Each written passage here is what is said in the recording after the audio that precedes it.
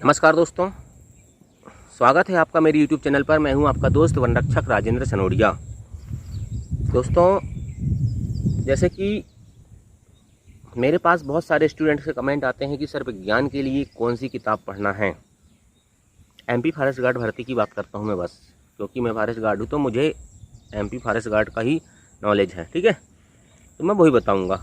बाकी मैं आप मुझसे पूछोगे कि मैं बता दूं कि रेलवे के लिए कौन सी बुक होती है, तो मैं ये नहीं बताऊंगा क्योंकि मुझे नहीं पता है। ठीक है, तो जिसको जो चीज़ मैंने अप्लाई किया है, जो चीज़ मैं फॉलो करता हूँ, वही चीज़ बता सकता हूँ।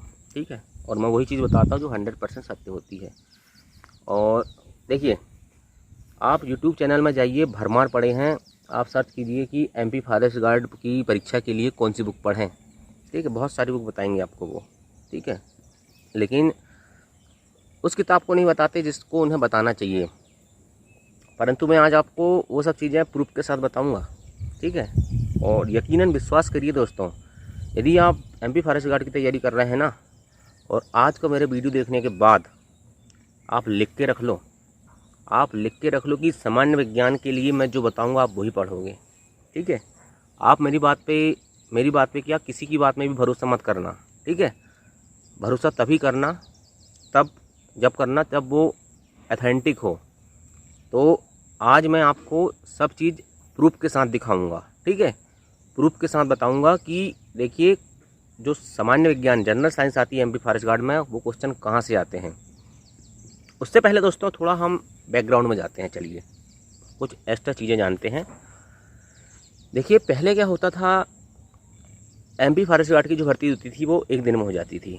अभी भी वो वनडे एग्ज़ाम है। ठीक है, एक ही दिन में होता है। लेकिन क्या हो रहा है, जब से ऑनलाइन सिस्टम चालू हुआ है तो फॉरेस्ट गार्ड का पेपर दोस्तों बहुत सारी शिफ्ट में होता है, आपको तो पता है।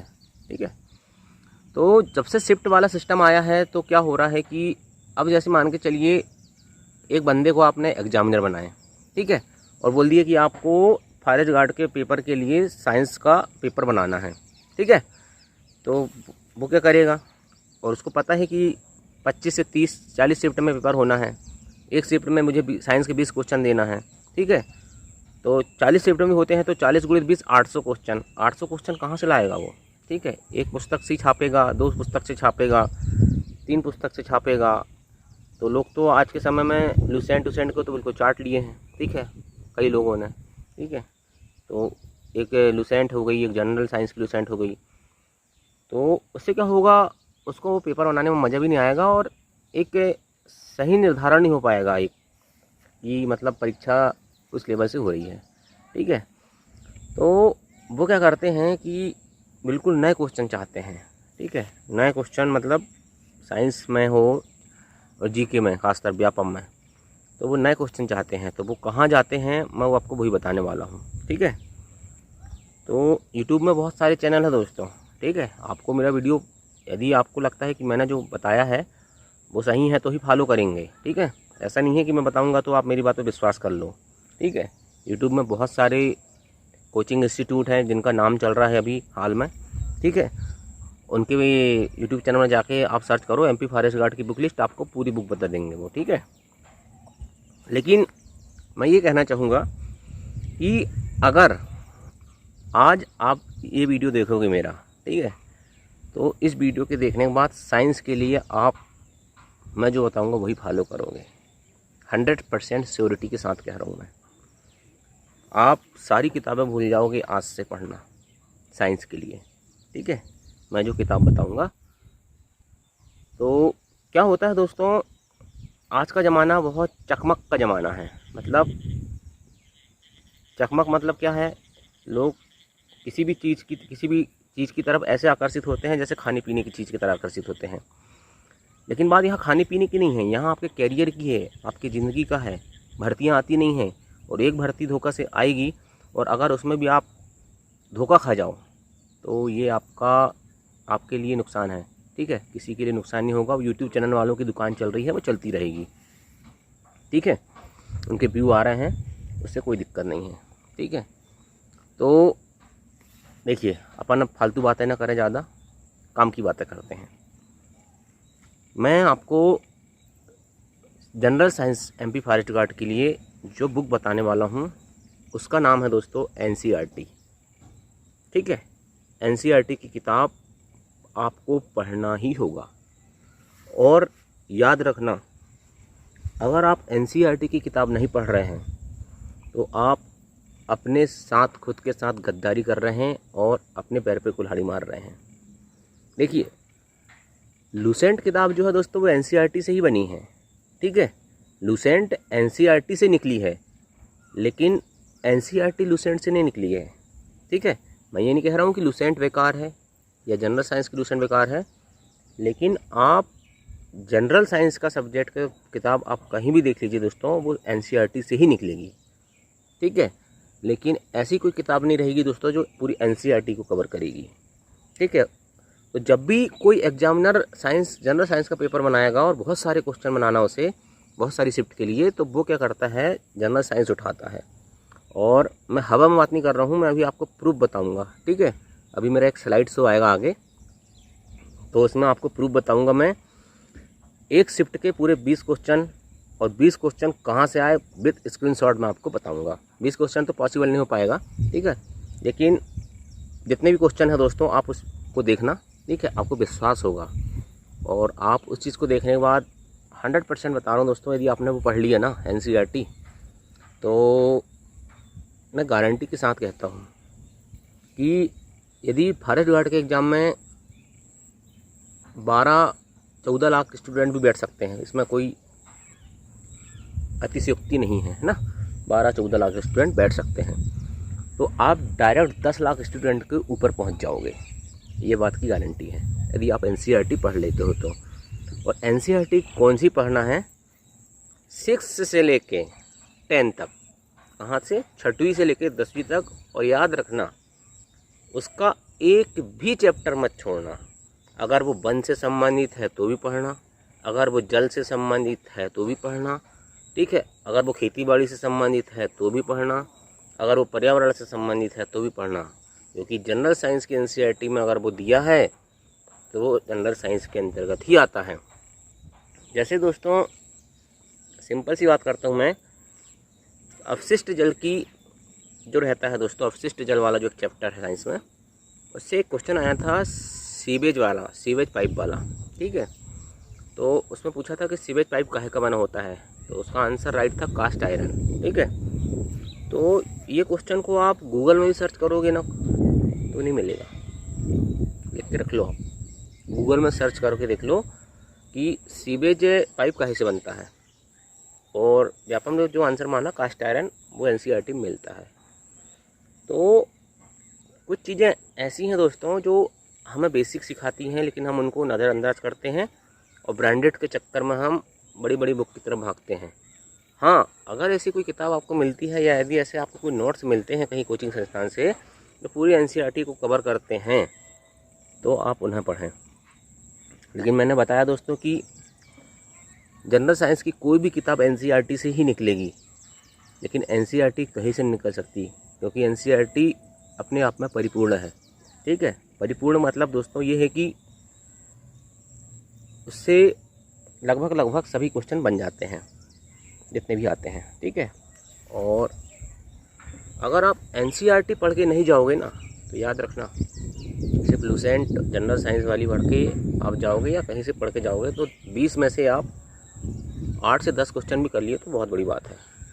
और अगर आपने एक बार कॉन्सेप्ट के साथ NCERT साइंस की पढ़ लिए तो आप तुक्के सहित 15 के ऊपर जाओगे, ये तो वारंटी है।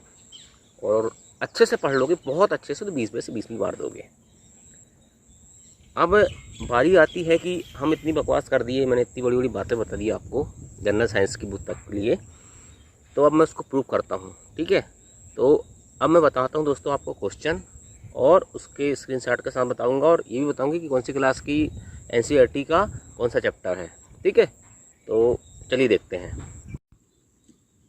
तो देखिए फ्रेंड्स, 2017 में जो मध्य प्रदेश वन रक्षक भर्ती और जेल प्रहरी का एग्ज़ाम हुआ था, तो उसकी जो प्रथम शिफ्ट में दोस्तों जो क्वेश्चन पेपर आया था, उसमें हम साइंस के क्वेश्चन देख रहे हैं। ठीक है, तो देखिए मैंने इन क्वेश्चन पेपर को उठाया, उसका आकलन किया।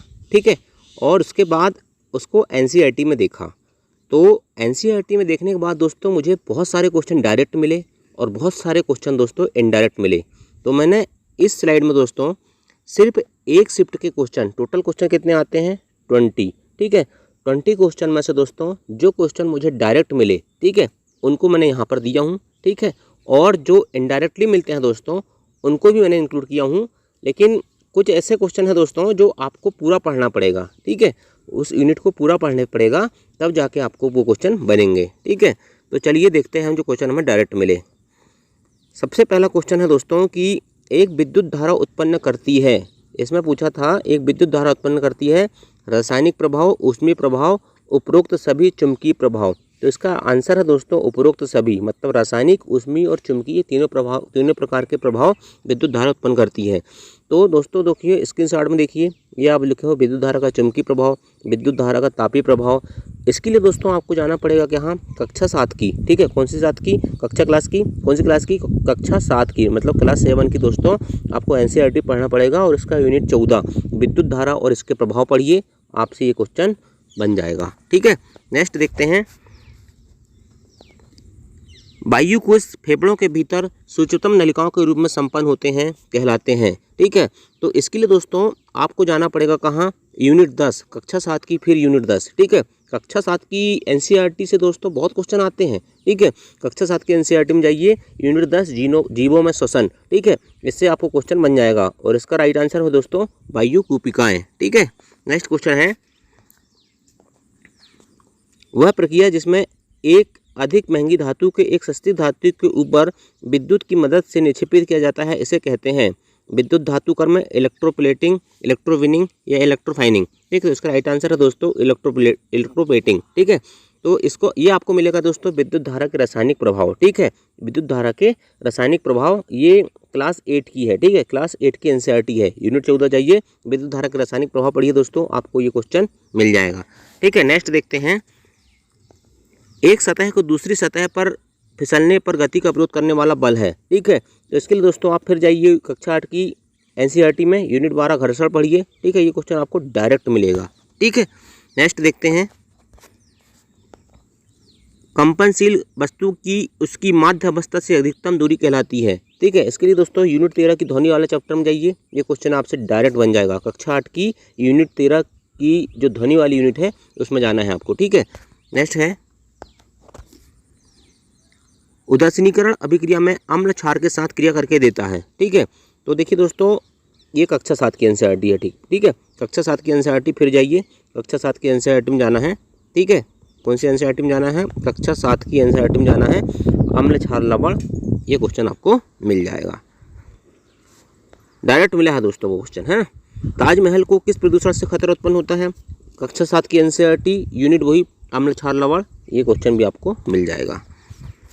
फिर जाइए दोस्तों आप, एस्कॉर्बिक अम्ल कहलाता है, यूनिट मतलब कक्षा 7 की एनसीईआरटी, यूनिट 5 अम्ल क्षार लवण, इसमें ये क्वेश्चन आपको डायरेक्ट मिलेगा, ठीक है।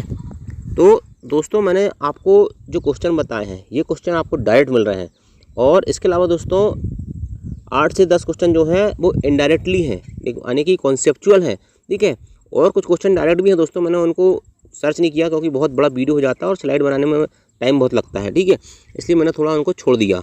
तो आपको ये 8 से 10 क्वेश्चन जो बताया मैंने अभी, ये डायरेक्ट क्वेश्चन मिले हैं, ठीक है, एनसीईआरटी में। और याद रखना ये अलग अलग शिफ्ट के क्वेश्चन पेपर नहीं है, एक ही शिफ्ट का पेपर का क्वेश्चन है दोस्तों, प्रथम शिफ्ट का है, ठीक है, प्रथम शिफ्ट का पेपर है, पूरे क्वेश्चन एनसीईआरटी मिलते हैं और आप इन्हीं क्वेश्चनों को जाके दोस्तों एक बार लुसेंट में ढूंढना, ठीक है, आप अपना आकलन स्वयं कर लेंगे, ठीक है। तो यदि वीडियो पसंद आया दोस्तों और मेरे द्वारा दी हुई जानकारी आपको बिल्कुल सत्य लगी हो, ठीक है, और दोस्तों मैं तो बिल्कुल सत्य जानकारी बताता हूँ, क्योंकि मैं किसी के फ्यूचर के साथ खिलवाड़ नहीं कर सकता, ठीक है, जो ऑथेंटिक है वही बताऊँगा, ठीक है। जैसा मेरा फ्यूचर बनाया है मैंने, ऐसे ही सबका फ्यूचर है, सभी मेहनत करते हैं, सब अपनी माता पिता की उम्मीदों पे खरे उतरते हैं, उतरना चाहिए, ठीक है। सभी के माता पिता उनसे आस लगा के बैठते हैं कि हमारे बच्चे कुछ करेंगे, तो आपको मेहनत करना है और मेरा काम है दोस्तों आपको सही गाइडलाइन देना। और यदि आपको मेरे द्वारा दी हुई ये गाइडलाइन पसंद आई है, ठीक है, तो ही आप मेरे चैनल को पसंद करो, लाइक करो, शेयर करो और सब्सक्राइब करो। Thank you. जय हिंद, जय भारत।